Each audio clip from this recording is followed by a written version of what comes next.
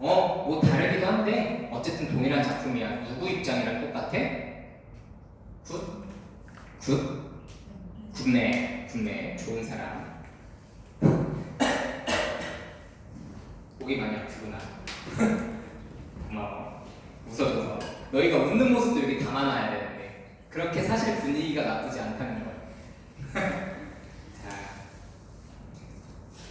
그러면 몇 번이라고 혹시 선택하셨죠? 1번.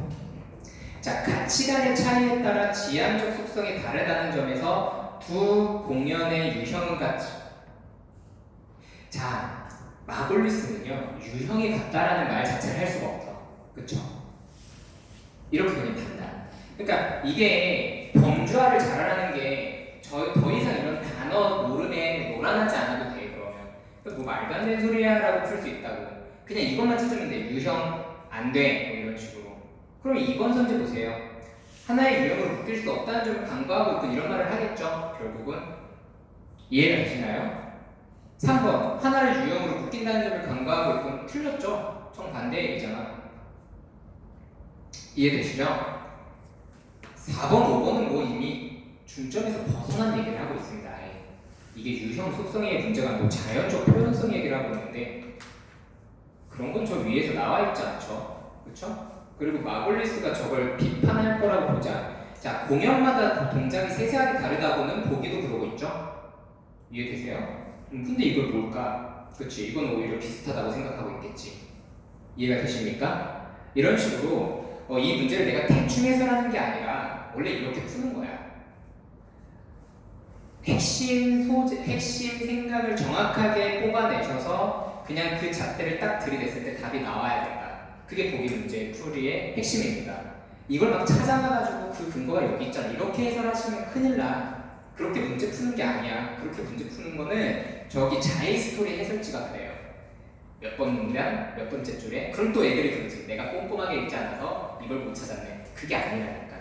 그게 아니야. 국어를 그렇게 공부하시면 큰일 납니다. 선생님 말이 이해가 되셨죠?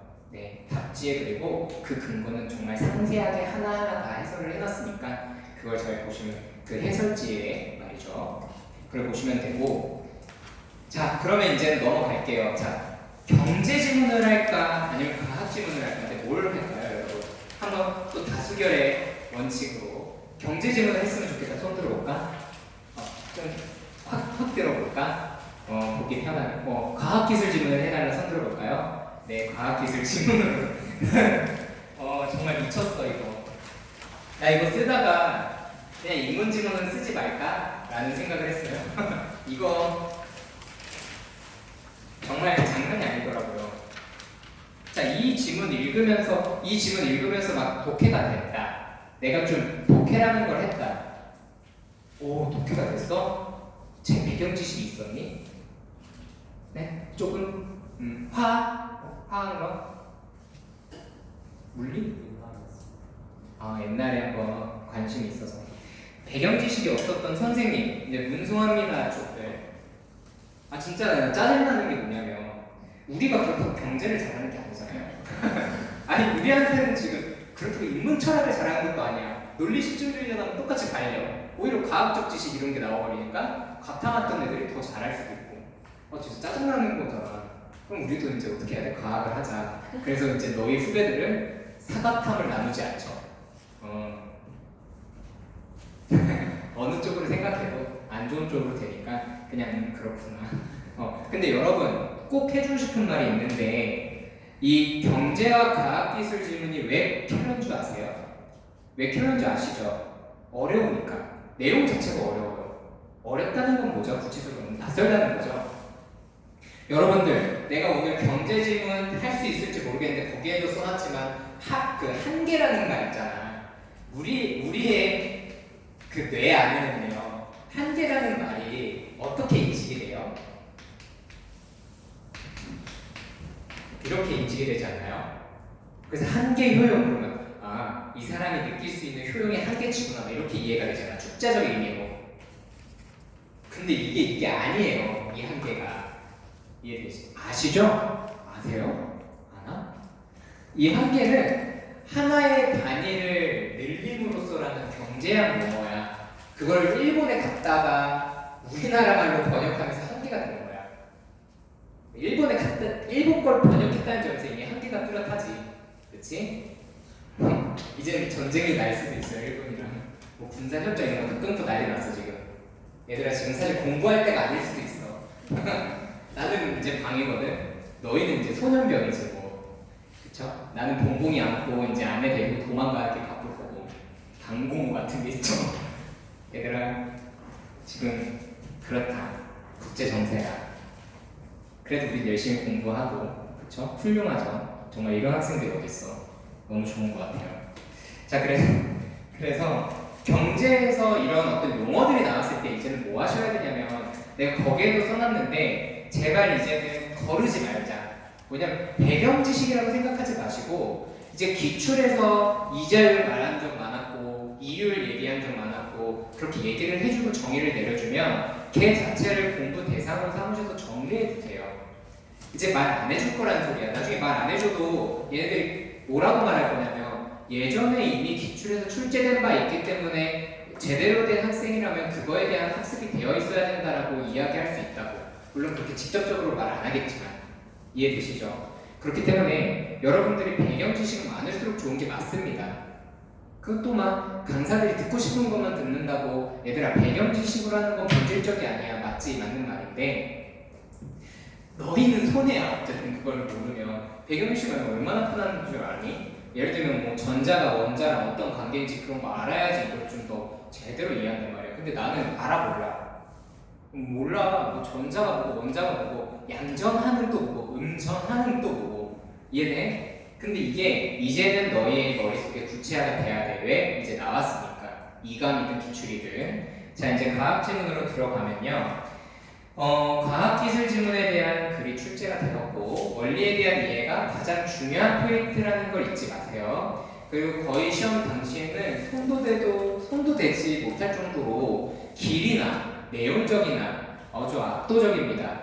그리고 이제 스틈 연계니까요. 배경 지식을 쌓는다는 생각으로 접근해봐도 충분히 좋을 것 같습니다. 이걸 못 풀어냈다고 해서 난 패배자야 이렇게 생각하지 말라는 거야. 자, 끝까지 이해가 안 된다거나 너무 버겁다고 느껴지겠지만 항상 이해해보려는 노력과 연습이 더 중요한 겁니다, 여러분. 이게 없어요, 우리가. 그쵸? 일단 틀렸으니까 이미 난 끝났어. 막 이렇게 생각하고 넘어간다고. 이감이잖아, 막 이러면서. 그러지 마시고. 자, 이 과학기술 지문의 독해 포인트 다 읽어보시면 됩니다. 넘어가시고. 자, 1문단에서 우리가 해야 할 행동 강령 다시 한번 정리해 볼게요. 모든 글에 범용적으로 적용하는 거는 뭐 항상 그렇다는 없습니다. 그렇지만 적어도 나는 이런다는 거야. 이 세 가지는 머릿속에 집어넣어. 첫 번째 뭐 해야 돼? 핵심 화제를 파악하려고 날이 서 있어야 돼. 첫 번째 문단을 5초 만에 읽고 넘어가는 데가 있어요. 내가 이렇게 내 앞에서 읽게 시키면 걔는 보통 되게 마음이 급하네. 확실한 거. 근데 그러면 국어를 못해.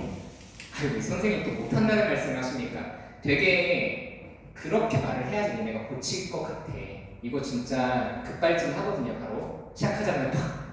그러면 이제 뭐야, 결국 뭐가 뭔지 몰라. 무슨 말을 봐야 될지 모르니까 꼼꼼할 수가 없는 거라고. 이해되시죠, 여러분? 제발 1문단은 천천히 화제가 파악될 때까지 읽으시는 겁니다. 제발 부탁이야. 나도 그래. 그래서 15분씩 걸려. 그러니까 문학 화장문에서 시간을 따놓으면 된다고. 할 수 있어. 자, 보면 핵심 화제 파악 주로 1문단의 귀결에 일치하는 경우가 많습니다. 첫 번째부터 딱 나오진 않아요. 1문단 끝부분에 그래서 이건 뭘까? 뭐 이런 식인 거야. 알았죠? 자, 그래서 100%는 아니니 항상 집중하면 도출해내려고 노력하라. 제발 1문단 핵심 화제 땡땡 이렇게 좀 써봐. 알았지? 지문 구조 예측, 화제에 따른 글 구조를 예측하고 그에 맞는 독해 방법에 대한 고려. 아까 QA 구조 그거 있잖아요. 그게 내가 했던 게 이번 항목에 있는 그 구체화된 내용입니다. 여러분들 이게 무슨 말인지 아시겠죠?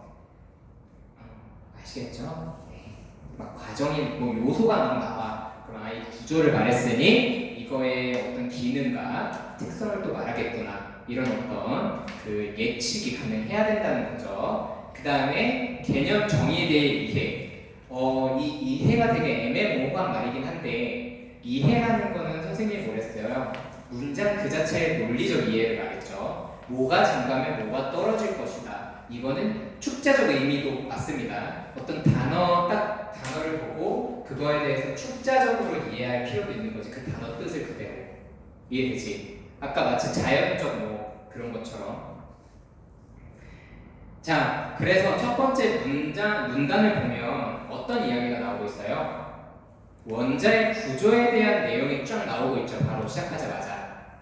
이렇게 구조에 대해서 말하는 거 기술이나 과학에서 되게 흔한 얘기죠. 구조가 나오면 뭐 해라? 거기 보니까 뭐 돼 있어요?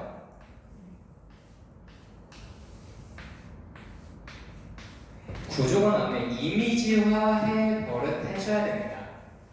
아셨죠? 미토콘드리아 증후 풀 때 선생님은 이미지화해서 하나 맞췄거든. 너희들이 되게 많이 틀렸던 거 있잖아.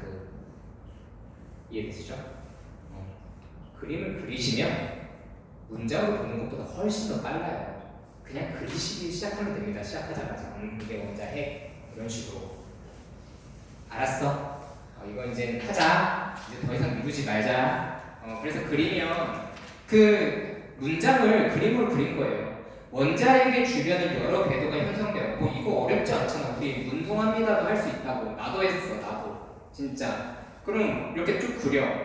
궤도를 쭉 그리고 전자들이 그 주위를 돌고 있대. 마치 행성을 중심으로 위성이 돌듯이. 그렇게 말이죠. 이해되시죠? 그러면 그려졌어. 그리고 거리가 멀어질수록 에너지 준위가 커지고 에너지의 크기가 커진다. 이렇게 돼 있으니까 벌써 또 비례 반비례 관계가 막 나오기 시작하죠. 여기서부터 이제 우리가 집중을 해야 된다는 소리인데 결국 거리와 에너지 준위와 에너지 크기는 서로 비례관계라는 것일 겁니다. 그쵸? 그리고 두 번째, 원자같디라는 개념이 또 나와요. 그쵸? 원자에게 구속된 채 돌고 있는 전자들이 위치할 수 있는 궤도 중 가장 바깥쪽 궤도. 자, 이 문장이 굉장히 어려운 문장입니다, 여러분. 조건과 제약이 굉장히 많아요.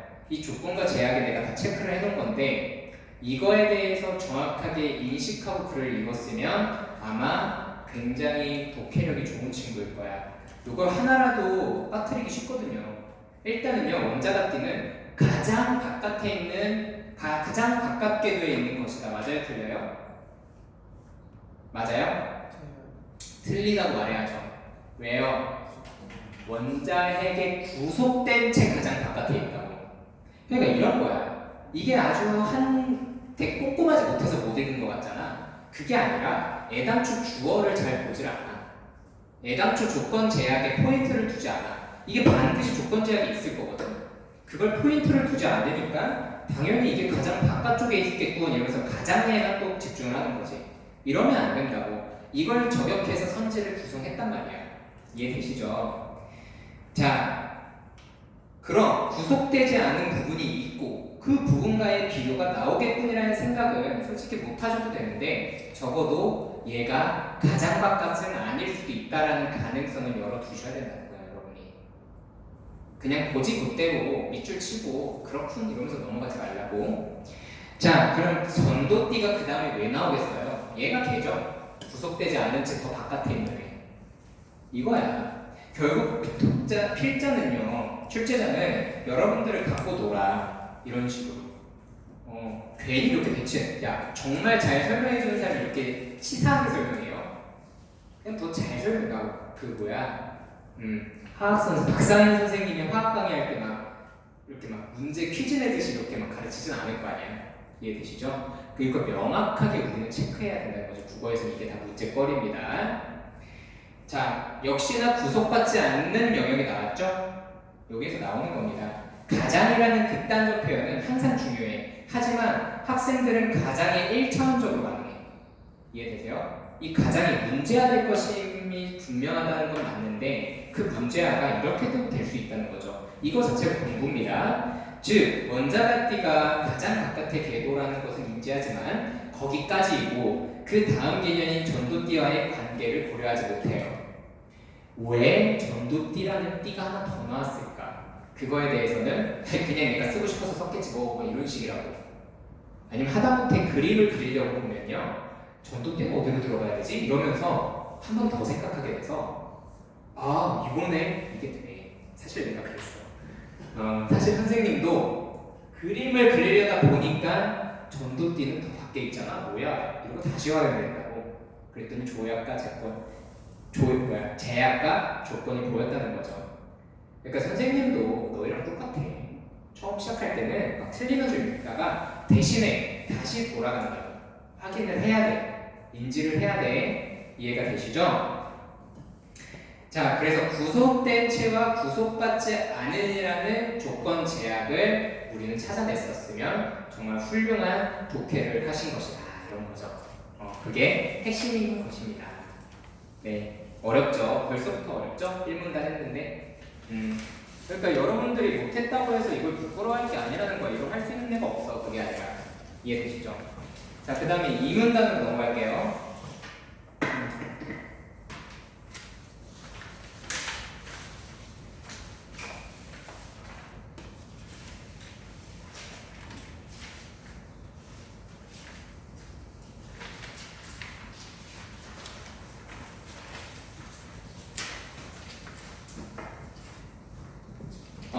아, 1문단이구나. 띠틈이. 자, 근데 여기서 또 띠틈이라 한다 이러면서 또 정의를 내리고 있는데, 여러분이 그림을 그리시다 보면은 당연히 띠틈이 들어가는 부분이 어딘지 아시겠지만, 띠틈이 가장, 그쵸? 가장 또 나왔지. 그래서 가장 높은 에너지 준위와 전도띠의 가장 낮은 에너지 준위 간의 에너지 차이를 띠틈이라고 한다. 이거는 사실은 어떻게 정리를 해놓으시면 좋아요? 그 중괄호 표시하셔야죠. 그쵸, 지영아? 중괄호 표시하셔야죠. 조심해야 안 돼. 그래서 띠틈이라는 개념에 대해서 우리가 막 기억할 수는 없지만 대략적으로 얘가 어디에 위치하고 얘 개념이 뭔지는 확인을 해야 된다는 거지. 자, 그 다음에 이제 세부 내용을 봤더니 세부라는 건 세부 정보라는 거죠. 띠틈은 물질마다 다릅니다. 이렇게 모모마다 다르고 모모마다 같다. 고정된 무엇이다. 이런 거 나오면 되게 중요하다고 했죠. 어떤 것들이 변수인데 고정된 무엇인가가 나온다거나 어떤 것들은 고정되어 있는데 변수가 나온다거나 이런 게 나오면 반드시 선지의 일치 불일치로 나오니까 반응하시고요. 역시나 그 독해에 우리 그 원칙 있죠? 거기에도 있을 겁니다. 자, 그래서 전기가 잘 통하지 않을수록 띠틈이 커진다는 것을 우리는 그 예시를 통해 알 수 있다는 거죠. 자, 그 다음에 두 번째 문단으로 가시면 띠틈이 있는 물질에서 라는 부분에서 앞에 개념 정의했던 띠틈, 결국 이 띠틈을 그러니까 첫 번째에서 결국 화제는 딱히 우리가 발견해내기 쉽지가 않았죠. 뭐 되게 설명이 많았어. 뭐 에너지 주의가 어떻구나, 그런 원자가 많고 전도띠가 많고 그런 식으로 어떤 구성 요소에 대한 요소만 얘기했을 뿐 얘가 뭐에 대해서 얘기하고 싶은지는 나오지 않고 계속 우리에게 배경 지식을 전달하고 있단 말이야. 이럴 때는 앞으로 얘가 말하고 싶은 게 무언가가 나오겠군 하는 생각을 갖고 계속 그 개념, 정의된 개념을 조금씩 이해해가면서 좀 이렇게 관계 있는 것끼리 연결을 해가면서 독해를 하셔야 됩니다. 자, 그래서 띠틈은 뭐냐? 띠틈이 있는 물질에서, 그쵸? 원자가띠에 있던 전자가 에너지를 흡수하여 전도띠로 옮겨갈 때에는, 자, 어디에서 어디로 이동하는 거 되게 중요하죠? 원자가띠에 있던 애가 더 바깥에 있는 전도띠로 옮겨가는 겁니다. 근데 그 옮겨가는 데의 조건은요, 전자라는 놈이 에너지를 흡수하여 전자가 이동을 하는 겁니다. 맞죠? 이런 식으로 명확하게 어디에서 어디로, 그리고 뭐가 어떻게, 이런 식으로 잘 이해하면서 나아가셔야 돼. 그러니까 수능 때는 이렇게 나오면 진짜로 너희 다 날라가지. 누가 이 시험을 풀더라도. 그러니까 이런 연습 자체가 중요한 거야. 왜냐면 이거에 한 절반 정도만 나오거나 아니면 이렇게 되면 다른 게 쉬울 거야. 알았지? 그러니까 이렇게 차근차근 해가면서, 그리고 여기에도 써놨지만 이게 큰 맥락으로 한 3등분으로 나눠볼 수 있거든요. 이 글을. 그러니까 이거는 큰 어떤 변환점이 있을 때마다 풀 수 있는 문제를 풀어나가는 그런 어떤 센스도 발휘해야 되는 약간 장지문이죠. 이 장지문은 한 번에 읽고 한 번에 호흡으로 풀어내는 게 그 누구도 힘들어요. 힘들다. 그렇게 이해를 하시면 되겠습니다. 그래서 이 틈이라는 게 이런 식으로 전자가 이동하는 어떤 역할을 해주는구나. 그래서 전자가 있던 공간이지만 마치 양전하를 띄는 입자처럼, 그러니까 양전하를 띄는 건 아니에요, 그렇죠? 마치 그런 거죠. 빈 공간인 양공이 원자가띠에 생성된다. 그러면 자, 우리 여기를 통해서 좀 알 수 있는 게 원자가띠가 전도띠인가요? 네, 전도띠로 원자가띠에 있는 전자가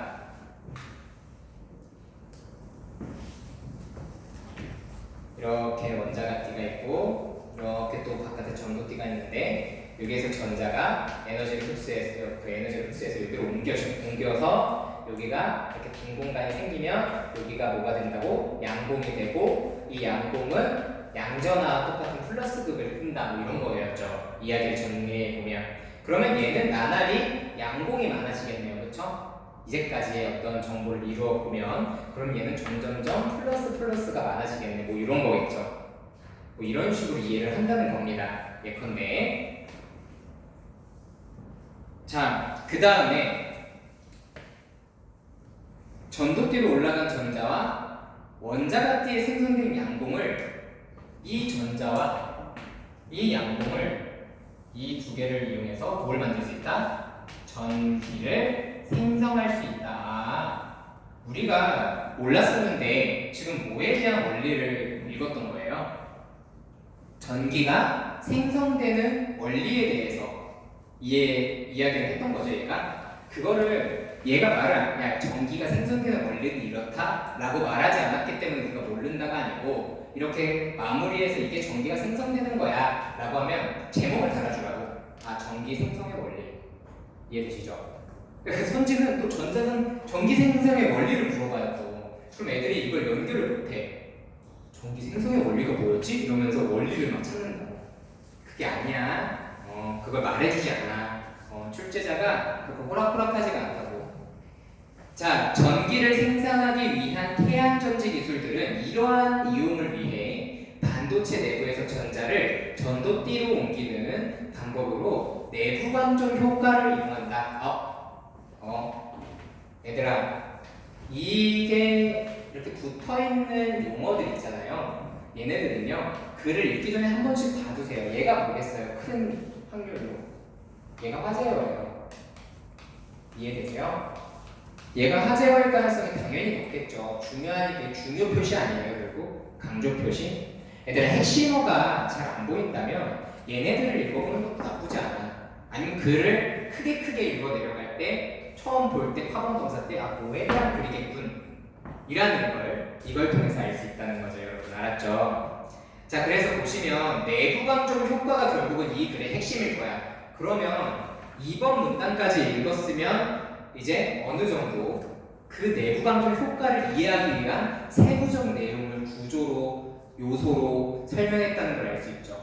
1, 2문단은 이해돼요? 그럼 3문단으로 넘어가도 되는 거야. 자, 3문단 봤더니 관전 효과는 금속에 빗을 쬐었을 때, 몸을 했을 때 뭐예요?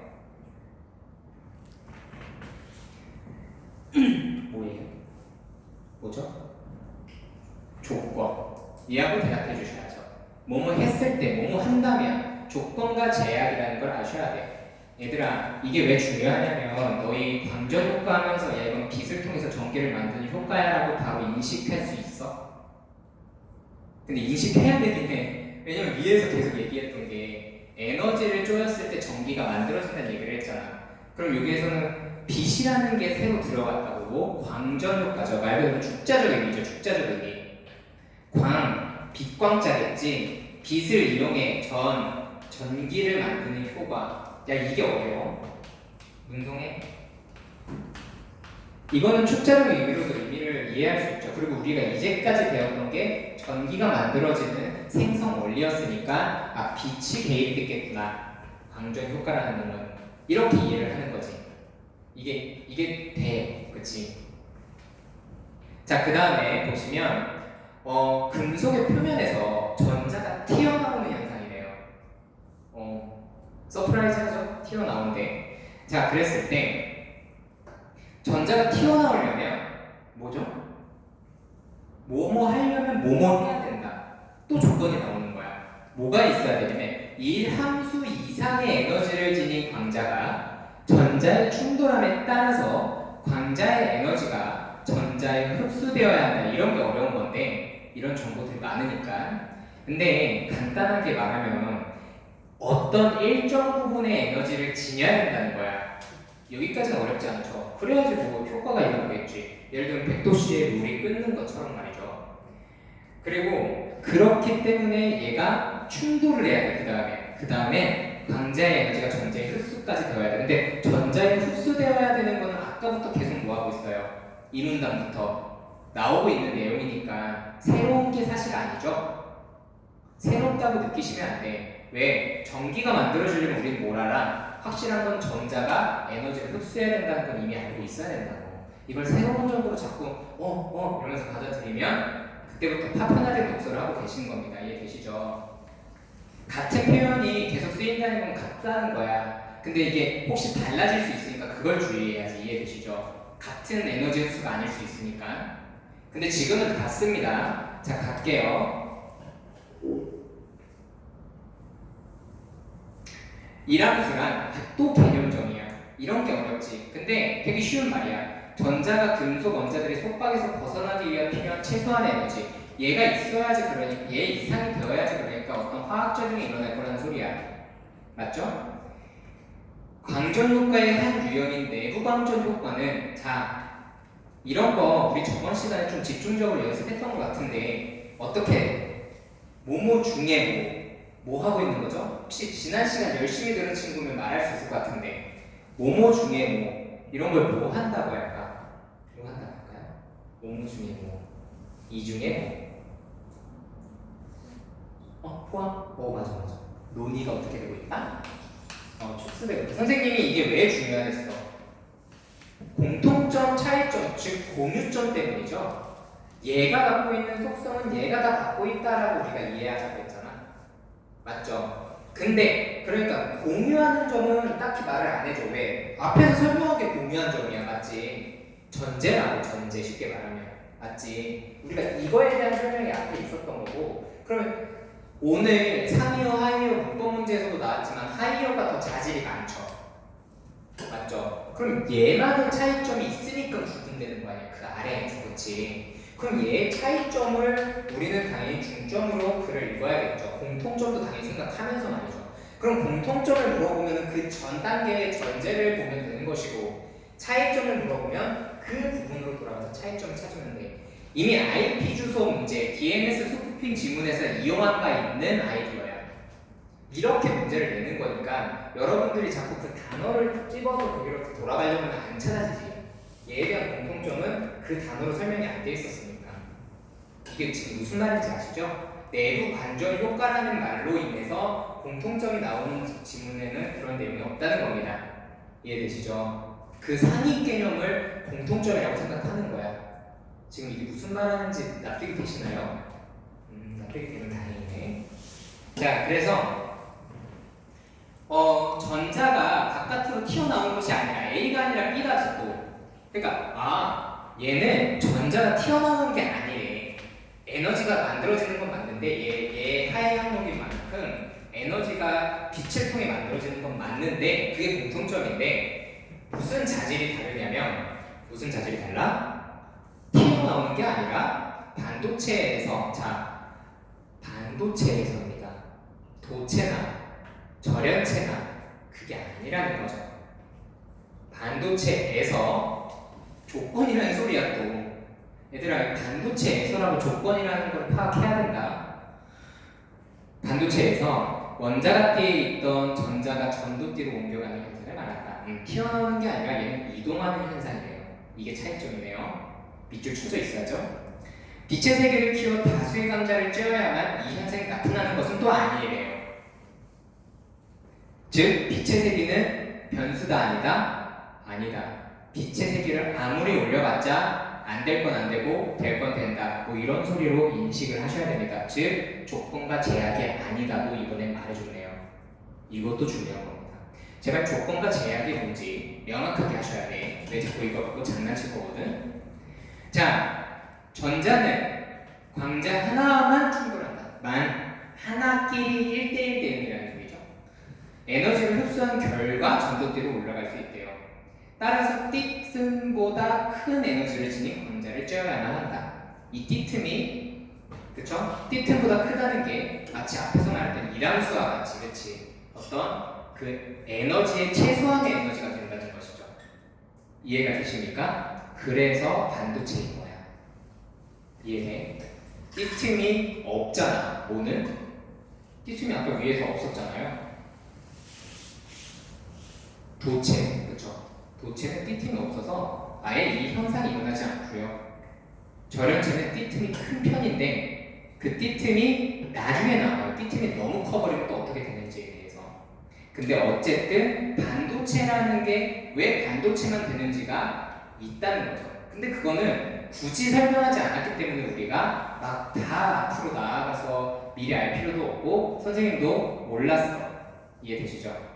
왜 반도체지? 이러지는 않았다는 거지. 반도체라는 것 자체를 중요시해야겠지. 맞지? 그 다음에 4문단으로 가시면 내부 방정 효과를 이용하는 태양 전지 중 또 중이래. 계속 논의가 축소돼가고 있고 공통점과 차이점을 기계적으로 가져가셔야 된다는 얘기를 하고 있는 거야.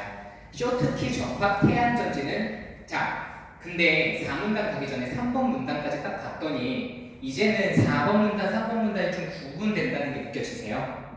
크게 나눠진다는 거 혹시 느껴지시나요, 여러분? 나만 느껴졌나? 난 되게 다르다고 느껴졌어. 왜냐면 이제까지는 원리와 구조를 설명했으면 이제 구체적인 상황에서 순서나 어떤 과정이나 또다시 그거에 대한 원리를 설명하겠군. 그럼 3번 문단까지 읽고 문제를 푸는 게 적합할까 아닐까? 선생님은 그렇게 푸는 걸 추천합니다. 이렇게 긴 지문. 즉 7개가 넘는 지문. 문단이 7개가 넘잖아? 반드시 나눠줘. 걱정하지 마. 무조건 그렇게 풀면 사실 2지문짜리야 이게. 그러면 조금은 좀 부담이 덜해지겠죠. 그쵸? 이거 많이 들어보셨을 거예요. 이렇게 풀라고. 자, 그러면 쇼트키 접합 태양 전지는 N형 반도체와 금속을 붙여놓은 쇼트키 다이오드를 소재로 사용한다. 자, 여러분 또 뭐 설명하고 있는 거야? 이제 대답해볼까? 이거 지금 뭐 어떠한 설명 방식이야? 얘 지금 뭐 하고 있어?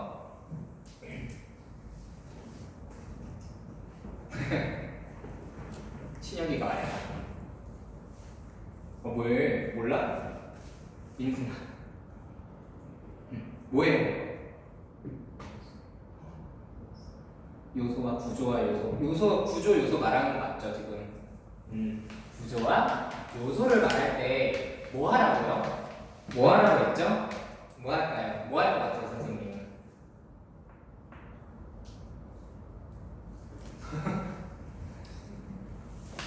이미지화 해야죠. 이거 이미지화 하는 게 좋습니다, 또. 이거를 그냥 머릿속으로 이해하고 너희 봤어? 쇼트키 다이오드 이런 거? 난 못 봤어. 그게 뭔지도 몰라. 알고 싶지도 않고. 근데 그렇기 때문에 선생님은 그림이 조악하죠. 막 난리가 나. 막 글을 보면서 그리는 거니까. 막 이런 식이라고 어쨌든. 아니 이게 뭐 틀렸어? 맞았지. 왜? 이 글대로 그린 거니까. 선생님 제가 틀리면 어떡해요? 제발 연습이라도 해줄래? 제발. 자, 그러면 N형 반도체가 있고 한쪽은 뭐가 있다? 뭐야? 금속이겠죠? 이해되시죠? 이 하나하나 그림을 너희가 이렇게 그려가면서 이렇게 완성을 해나가야 된다고. 이걸 그러지 않는데 니네가 이걸 이해한다고? 나중에 진짜 여러 번 돌아오셔야 돼. 이해되시죠? 그럼 멘탈이 터지고. 자, 그럼 보시면 쇼트키 접합 태양 전지가 쇼트키 다이오드를 소재로 사용하는데 이렇게 딱 결합된 이 상태를 쇼트키 다이오드라고 하는 거네요. 그렇죠? 쇼트키 다이오드입니다. 얘가. 이해되시죠? 되게 간단한 구조죠? 그래서 보니까 N형 반도체는 규소 원자의 자도 시작됐어. 이걸 이제 만들어 놓고 얘는 또 뭐고 얘는 또 뭐고 얘는 또 뭐고 이게 결합되면 또 뭐고 막 이런 식으로 엄청난 정보를 나열할 거란 말이야. 그러면 그림을 그려놓고 그냥 이해만 하고 넘어가는 겁니다. 어떤 표시해놓고 여기 각각으로 쳐놓고. 지금 얘는 무슨 얘기하고 싶은 거야? 전지가 어떻게 전기를 만들어내느냐 얘기하고 싶은 거 아니야? 근데 그 요소들을 설명하고 있는 거잖아. 그럼 그 요소들 설명하는데 시달리다가 독해가 끝나면 안 되지. 얘네들은 다시 돌아와서 보면 되지. 기본적으로 그림만 그려놓고 어느 정도 이해가 되면. 이해되시죠? 그래서 보시면 N형관도체는 규소원자에 도너원자를 불리는 불순물이 섞여 있는 것이라서 불안정하대요, 상태가. 불순물이 섞여 있으니까. 규소원자의 경우 원자가 띠에 있는 전자가 4개이지만 도너원자의 경우 5개라서 원자들이 결합한 뒤에 도너원자의 광이 전자라는 전자가 하나 남는데요. 그래서 불안정한 거예요. 그러면 이 과잉원 전자는요, 전도띠에 매우 가까운 곳에 있어서 N형관도체의 금속을 접합시키면 과잉 전자들은 전도띠로 올라가 금속으로 이동한대요. 이렇게 이동을 한다는 거죠. 이해되세요? 근데 그 다음에 N형관도체는 불안정한 상태에서 벗어나려고 하는데 금속에서는 전자들이 비교적 자유롭게 옮겨 다닐 수 있기 때문에 얘네가 자유를 꿈꾸며 금속으로 간다는 이야기네요. 어차피 전자가 남으니까 전자가 자유로운 곳으로 간다 이 소리입니다.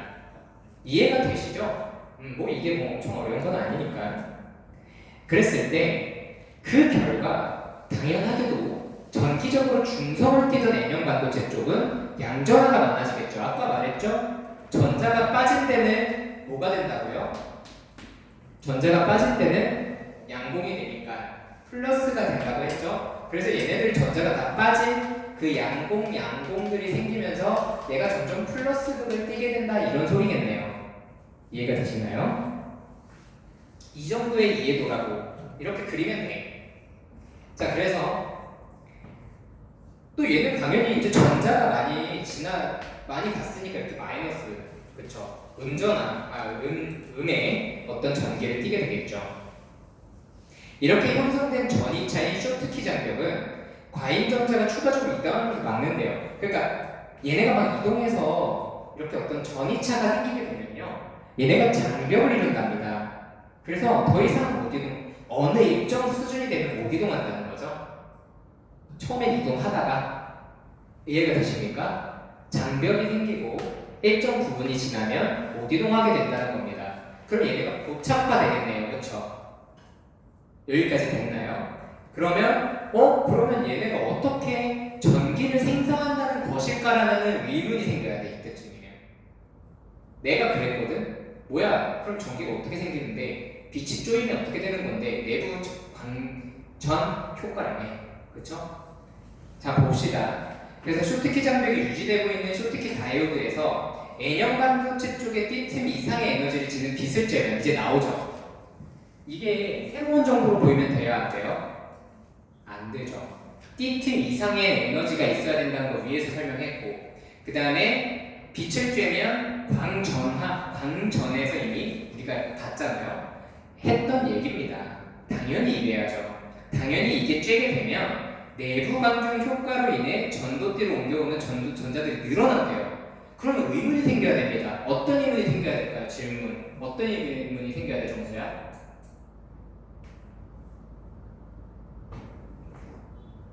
어떤 의문이 생겨야 되죠? 영민아? 받아들여? 어떤 의문이 생겨야 돼요?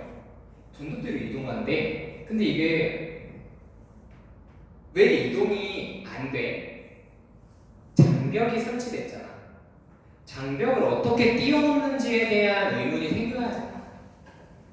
이해가 되세요? 네. 그래서 지금 장벽이 설치되었기 때문에 아까 이 전도띠로 옮겨오는 전자들이 늘어난다. 전자들은 전도띠에서 자유롭게 이동할 수 있지만 쇼트키 장벽에 밀어내는 힘으로 인해 금속 접합면의 반대쪽에 축적된다는 겁니다. 그래서 그 반대쪽에 축적된 결과 쇼트키 다이오드의 양면에 연결된 외부 도선을 따라, 그러니까 이 도선이 여기에서 그려지는 것이죠. 이 쇼트키 장벽 때문에 이 도선을 설치를 해놓은 거야. 왜? 얘네가 이쪽으로 이렇게 이 장벽에 의해서 밀려났을 때 얘를 통해서 저쪽으로 갈 수 있게 만들어준 거죠. 그래야지 뭐가 생성되니까? 전기가 충분히 생성될 테니까. 이해되세요? 이해가 되시죠? 힘드시죠? 정말 힘든 지문입니다. 자, 그래서 N형 반도체에서 전도띠로 옮겨올 만한